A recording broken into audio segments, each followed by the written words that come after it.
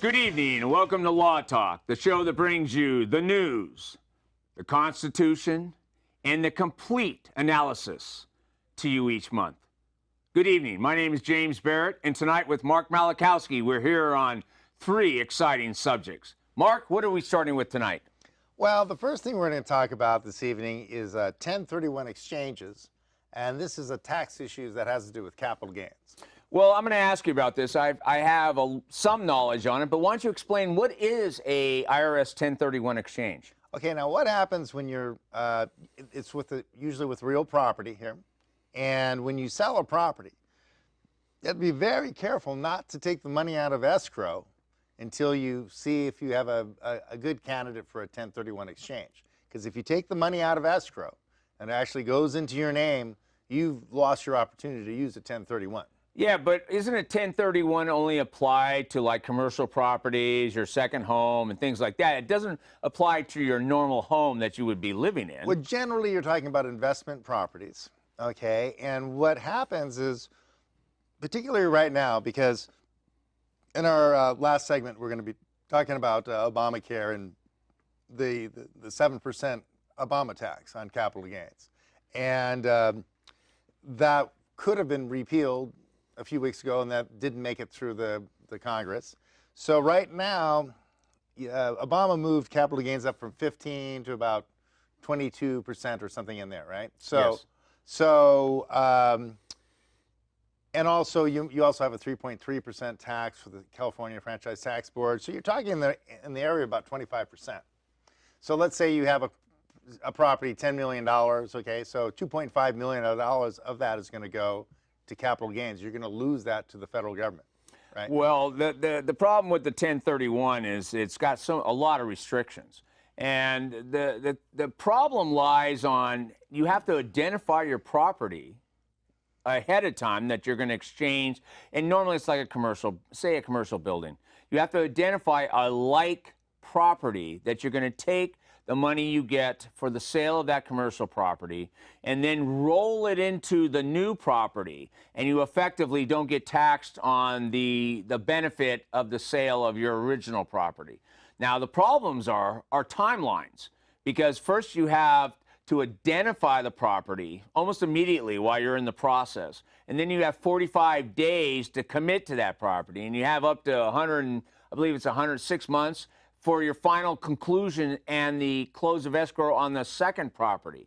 Now, the problem with this is, if you don't do that, you lose automatically and you fall into the capital gains tax. Okay, so let's look back at kind of the philosophical reason that they put this in the tax code, if there's any reason at all for tax codes. Taxes. But what did Lao Tse saying said 2,000 years ago? Taxes are not raised for the benefit of the tax, that's for sure. But the idea is that you want the investor class, people who are investing, to put the money back into the economy. You don't want them just to take their money and sit on it. So what this does is gives you a chance to defer that capital gain if you're willing to reinvest it. Now, why is that would scare people? Of course, anytime you invest things, you're taking another risk. Instead of taking the money and saying, okay, I've got this money, I can hold on to it. Anytime you buy another property, you're taking a risk that the value of that property will go down, or a lot of things could happen. So this is to encourage people to reinvest the money that they're taking out of the profit they made on their last property. And the idea is that, you know, from an operational standpoint, they have what they call an accommodator. You want to put that money that you made from your last property sale into the accommodator, and then you have 45 days after that closing of the first property to identify your new property.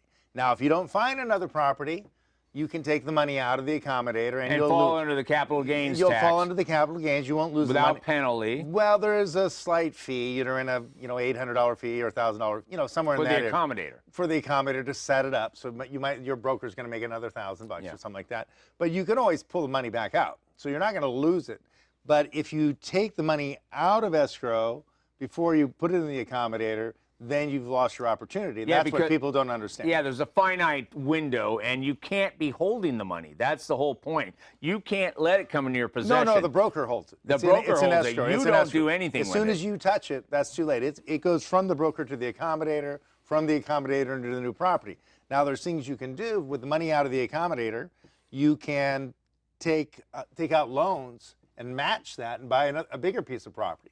Now, what your hope would be is to buy a piece of property partially with a loan, partially with the money you made that you're not going to get hit with that tax, and then you would try to get some return on that property. So if you were like renting retail spaces or a shopping center, you would have a return on your money, and hopefully that return on that money, the profit you're making off that property, that's an income property, is more than you're paying on your mortgage and interest, and so you're taking a couple percent there. Well, actually, there's an interesting couple of things. The 1031 has subsections A through H, and so there's a series of different transactions you can go through. But that's a lot more complicated. I think we would have to spend a lot of time on that. But the key points is you can't take any of the money out without losing the ability. And then the next point is you can actually buy a property, but the key point, it has to be a like property. You can't move from one type of commercial property to something that's completely different, because there's wording that says it's supposed to be like property. Now, there is one thing you can do. You can buy a property, another commercial property, for less, and then they have what's called the boot. And the boot, you can take the money out, and you only get your capital gains on the amount of money that's the boot. Right. Now, they don't call it the boot, but that's effectively what the generic term in the industry is. So you can actually benefit from a 1031 and get some cash out and paying less capital gains because you're only taking a percentage out, but still have the tax status and the savings by putting the rest of the money from your original sale into a property that costs less. So there's actually, you can kind of manipulate a little bit. But one thing you can't do is add money. You can never add money to your money and say, "Whoa, I want a higher tax bracket. I'm out of this." Well, no, yeah, okay. So but also you can use loans to supplement your. You can use loans to supplement your next investment. Now, if the interest rates are low enough and you're saving enough on your going through your 1031 exchange, and you've got an income property that's producing some income, you can say, "Hey, look, I just made 25% here, and if you're picking up another 2%, per year on that for the next 5 or 10 years, and if you're dealing in a, like say if you're in a 5 to 10 million range, that comes to some real money." Well, it does. And so, and it's really worth looking at. Now, the other issue is that you can't invest overseas. You've got to invest. It's got to be, if it's in country, it's got to be in country. Well, but it's got to be in the United States. You can't put it overseas. And even if it's a like investment, the states of the United States are so different that you can take a property that you're renting here with so many, like a quarter acre, and maybe buy 10 acres in Idaho to do the same kind of thing. So, and then maybe get a slightly less return, but take less of a risk. So there's a lot of things you can do even with like properties. Well, that's interesting about like properties. The factor that because of the states, like in California, you can sell a property that's worth $1 million and you have $1 million net, right, and you take that money and roll it into the state of Tennessee, and right, you're gonna go from a quarter acre to the 10-acre deal. That's what I'm saying. But they still consider it a like property right. if it's an income generating property. Well, and also, not only are you talking about like properties, but you can have like properties that have various degrees of risk and return too. So like say you're looking at professional buildings, that's one kind of risk. You're looking at retail buildings is another. Looking at agriculture is another type of risk. So there's different grades of risk depending on how rich you feel in your blood, or how lucky do you feel? How lucky do you feel? So even with like properties, you say, okay, this is a rental income property, and so you've got a fair amount of leeway there.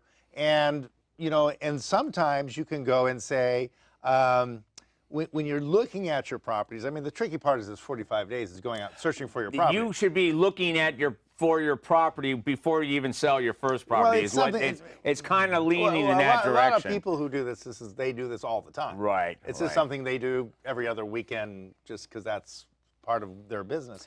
But I mean, you can look at 3 different properties, or you can look at more, but you can't exceed twice your 1031 funds with the accommodator. So you can look at several different properties and identify these. And so you've got some time to decide, but you have to identify these 3 properties pretty quickly. I think on that note, we'll leave this because actually it's very complicated. And I think we should move on to our next subject.